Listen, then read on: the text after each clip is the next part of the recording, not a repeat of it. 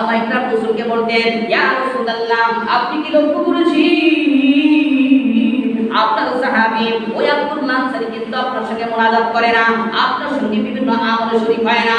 ইয়া রাসূলুল্লাহ, আমরা দেখতেছি আব্দুল্লাহ আনসারী মনে হয় শয়তানের ধোঁকার মধ্যে পড়ে গেছে, আমরা মনে করতেছি আপনি যদি জিজ্ঞাসা করেন। আল্লাহ রাসূল বললেন, না, তোমরা তাকে দেখে এরকম বাজে মন্তব্য করো না। আমার সাহাবী আব্দুল্লাহ আনসারী কোন শয়তানের ধোঁকার মধ্যে পড়ে নাই, আমি তার কাছে শুনবো তার সমস্যাটা কি। হঠাৎ একদিন আব্দুল্লাহ আনসারী রাদিয়াল্লাহু তাআলা বাড়ির মধ্যে গেলেন, ফজরের নামাজ শেষ করে আব্দুল্লাহ আনসারী বাড়িতে চলে গেলেন। আমার নবীজি পাঁচ পিছনে পিছনে গেলেন। আমার নবীজি ডাক দিয়ে বলেন, আসসালামু আলাইকুম ওয়া রাহমাতুল্লাহ। একবার বললেন, দুইবার বললেন, তিনবার বললেন, কোনো সাড়া পায় নাই। আবু বকর বলতেছে, ইয়া রাসূলুল্লাহ, আমি বলেছিলাম আব্দুল্লাহ আনসারী শয়তানের ধোঁকার মধ্যে পড়ে গেছে।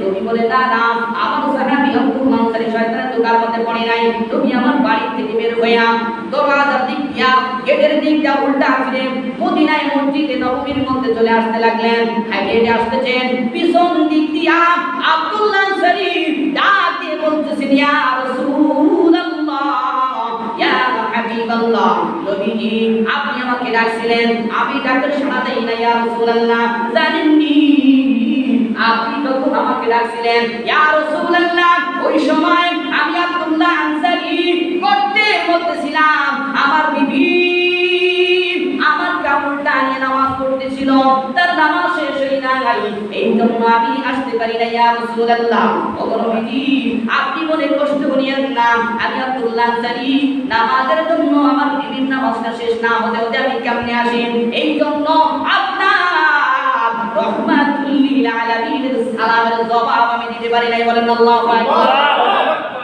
ও নয় গ্রামের মুসলমান।